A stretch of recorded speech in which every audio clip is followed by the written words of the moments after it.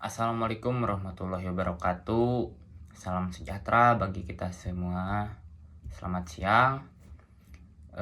Sebelumnya perkenalkan, saya Muhammad Gibral Barasetiawan dengan nomor NIM 23320110118. Saya sekarang berada di semester 4 Prodi Ilmu Hukum, Fakultas Hukum, Universitas Muhammadiyah Sukabumi. Maksud tujuan dari video ini, saya akan untuk memenuhi tugas UAS mata kuliah Hukum dan HAM yang diampu oleh Ibu Eriska Ginalita Putri SHMH. Nah, hari ini saya akan membahas mengenai efektivitas pengadilan HAM ad hoc di Indonesia. Sebuah topik yang sangat penting dalam konteks penegakan hukum dan perlindungan hak asasi manusia di Indonesia. Indonesia negara hukum yang menjunjung tinggi nilai-nilai keadilan dan kemanusiaan. Salah satunya nilai keadilan dan salah satunya upaya hukum yang pernah diambil untuk menangani pelanggaran HAM berat adalah melalui pembentukan pengadilan HAM ad hoc yang diatur dalam Undang-Undang Nomor 26 Tahun 2000 tentang Pengadilan HAM. Nah, sebelum lanjut pada pembahasannya, kita akan membahas sedikit latar belakang pengadilan HAM ad hoc.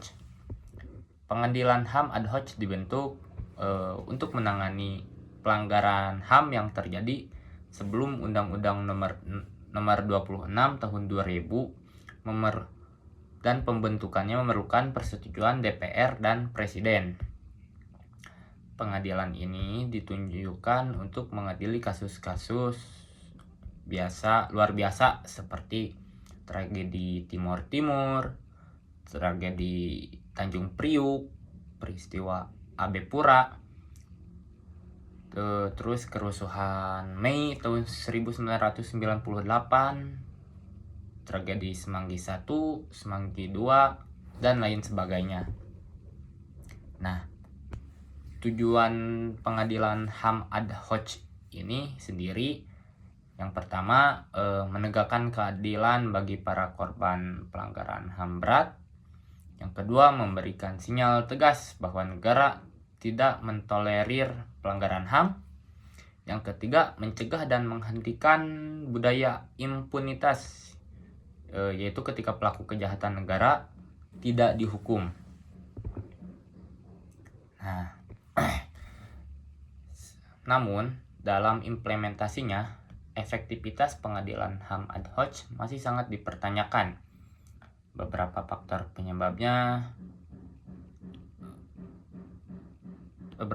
penyebabnya antara lain seperti yang pertama, campur tangan politik. Pembentukan pengadilan HAM ad hoc sangat bergantung pada keputusan DPR dan Presiden. Akibatnya, banyak kasus tidak diproses karena tidak ada kemauan politik. Misalnya kasus Semanggi 1 dan 2. Meskipun Komnas HAM telah menyatakan sebagai pelanggaran HAM berat, namun DPR menolak usulan pembentukan pengadilan. Yang kedua, minimnya putusan yang berkekuatan hukum tetap. Dalam kasus Timor Timur, dari 18 terdakwa, sebagian besar dibebaskan, hanya 1 atau 2 yang divonis ringan dan akhirnya bebas di tingkat kasasi. Yang selanjutnya, kasus Tanjung Priok dan AB Pura juga tidak menghasilkan putusan yang memuaskan bagi korban. Nah, yang selanjutnya, poin ketiga, lemahnya koordinasi antar lembaga. Komnas HAM sering menyampaikan hasil penyelidikan kepada Kejaksaan Agung, tetapi berkas sering dikembalikan tanpa ditindaklanjuti. Jadi ada apa nih? Gitu. Lembaga nih. Ini menunjukkan lemahnya koordinasi antara Komnas HAM, Kejaksaan, Mahkamah Agung dalam menangani kasus HAM berat. Selanjutnya poin 4, minimnya perlindungan korban dan saksi. Para korban dan saksi tidak mendapatkan perlindungan maksimal. banyak yang takut bersaksi karena tekanan, intervensi misalkan, ancaman, atau trauma masa lalu. Selanjutnya, budaya impunitas yang masih kuat. Sebagian besar pelaku pelanggaran HAM berasal dari institusi negara seperti militer atau aparat keamanan. Mereka sulit untuk disentuh hukum karena perlindungan struktural dan budaya diam yang masih hidup dalam sistem. Sehingga dampaknya, akibat dari semua masalah tersebut, masyarakat khususnya korban merasa bahwa negara tidak serius menegakkan HAM. Pengadilan HAM ad hoc hanya menjadi simbol formal, bukan solusi keadilan sejati. Selanjutnya, rasa keadilan masyarakat tidak terpenuhi dan trauma sejarah tetap membekas sampai saat ini akibat dari cerita-cerita tersebut. Nah, selanjutnya perbandingan internasional. Sebagai pembanding, negara seperti Rwanda memiliki tribunal internasional yang sukses menghukum para pelaku genosida. Selanjutnya, Afrika Selatan menggunakan pendekatan transitional justice melalui Komisi Kebenaran dan Rekonsiliasi untuk membangun kembali kepercayaan masyarakat. Di Indonesia, pendekatan seperti ini masih sangat minim ya, kita bisa dilihat, dan semua diserahkan pada pengadilan biasa yang tidak punya kekuatan luar biasa. Sedangkan kejahatannya itu sangat gitu, luar biasa ya kawan-kawan. Nah, selanjutnya ada solusi untuk rekomendasi agar pengadilan HAM bisa efektif di masa depan. Berikut itu sedikit rekomendasi lah untuk para pemerintah gitu. Siapa tahu mereka kebingungan mencari solusi. Yang pertama itu revisi Undang-Undang nomor 26 tahun 2000 perlu direvisi agar tidak terlalu bergantung pada keputusan politik. Mekanisme pembentukan pengadilan sebaiknya berbasis hukum dan fakta, bukan politik. Yang kedua itu penguatan lembaga penegakan HAM. Komnas HAM harus diperkuat dari segi kewenangan dan anggaran. Kejaksaan dan Mahkamah Agung juga harus memiliki unit khusus untuk kasus HAM berat. Nah, selanjutnya juga yang paling fundamental juga harus ada perlindungan korban dan saksi. Negara harus memberikan perlindungan hukum dan psikososial kepada korban dan saksi agar mereka berani bersaksi di pengadilan. Karena banyak juga ya kasus-kasus dan pengakuan daripada pihak korban, saksi itu tidak mau untuk bersuara karena mereka itu takut sudah diintervensi, diintimidasi oleh mereka sendiri gitu, dan sehingga mereka itu takut untuk bersuara, takut untuk bersaksi di depan pengadilan, takut untuk mengatakan kebenaran karena proses-proses tersebut.